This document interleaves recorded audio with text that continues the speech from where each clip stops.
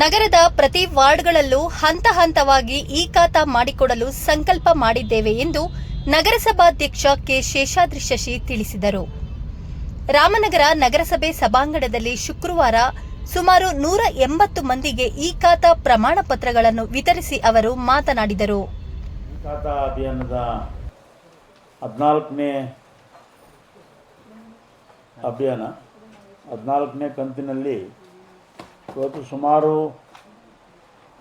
180ಕ್ಕೂ ಹೆಚ್ಚು ಖಾತೆಗಳನ್ನು ಇವತ್ತು ವಿಲೇವಾರಿ ಮಾಡಲಿದ್ದೇವೆ. ಈಗಾಗಲೇ 6 ತಿಂಗಳಿಂದ 2,500ಕ್ಕೂ ಹೆಚ್ಚು ಈ ಖಾತೆಗಳನ್ನು ನಾವು ವಿಲೇವಾರಿ ಮಾಡಿದ್ದೇವೆ. ಇತ್ತೀಚೆಗೆ ಒಂದು ವಾರನೋ 10 ದಿನನೋ ಸರ್ವರಲ್ಲಿ ಪ್ರಾಬ್ಲಮ್ ಆಗಿ ಸ್ವಲ್ಪ ಅನಾನುಕೂಲ ಆಯಿತು. ಒಂದು 8 ದಿನ ಆಗಿತ್ತಲ್ಲ, ಅದು ಸ್ಟೇಟ್ ವೈಡ್ ಪ್ರಾಬ್ಲಮ್. ಹಾಗಾಗಿ ಸ್ವಲ್ಪ ಇದು ತಡ ಆಯಿತು. ನಾವು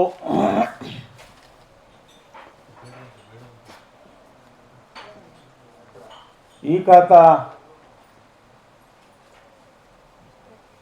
ಅಭಿಯಾನವನ್ನು ಮಾಡಬೇಕು ಮತ್ತು ಸಾರ್ವಜನಿಕರಿಗೆ ಅವರ ಆಸ್ತಿ ಒಡೆತನದ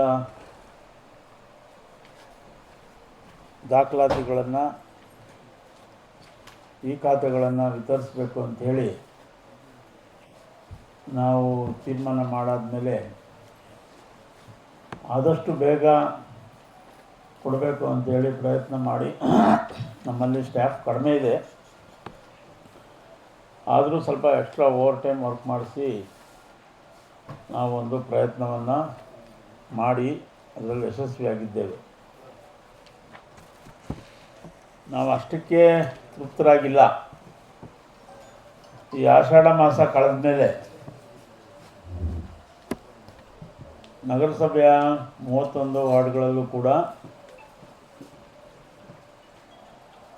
1ನೇ ವಾರ್ಡಿಂದ ಪ್ರಾರಂಭ ಮಾಡಿ 2ನೇ ವಾರ್ಡಿಂದ ಪ್ರಾರಂಭ ಮಾಡಿ ಪ್ರತಿ ಮನೆಗೂ ತೆರಳಿ ಯಾರ್ಯಾರು ಮಾಡಿಸ್ಕೊಂಡಿಲ್ವೋ ಇದುವರೆಗೂ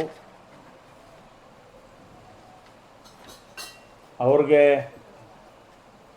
ನಾವು ಮಾಹಿತಿಯನ್ನು ಕೊಟ್ಟು ಆದಷ್ಟು ಬೇಗ ಈ ಖಾತೆ ಮಾಡಿಸ್ಕೊಳ್ಳೋ ರೀತಿಯಲ್ಲಿ ನಾವು 2 ವಾರ್ಡು 3 ವಾರ್ಡ್ ಒಂದು ಪಾಯಿಂಟ್ ಮಾಡಿ ಅಲ್ಲೇ ವಿತರಣೆ ಮಾಡಬೇಕು ಅಂತ ಹೇಳಿ